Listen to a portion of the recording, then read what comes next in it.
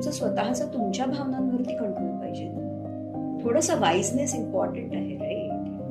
तुम्ही एरवी सगळ्या ठिकाणी स्मार्टनेस यूज करता, मग नात्यामध्ये कसे काय दम राहता?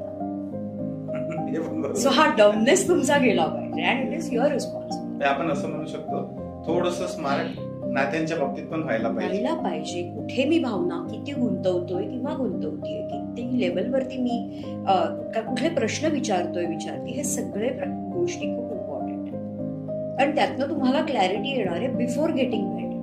तर ही नवीन पिढी बाकी सगळ्या बाबतीमध्ये इतकी स्मार्ट आहे, एवढी व्यावहारिक आहे, मग प्रेम किंवा हे जे भावनिक विषय येतात त्याच वेळेस असं का होतं? कारण त्यावर काम करायची सजगताच नाहीये.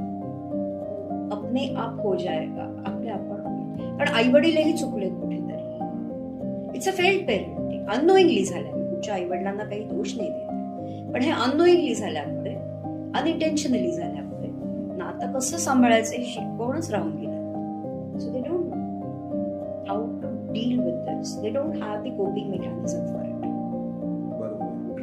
सगळं येत आहे, पण नात्याला कसं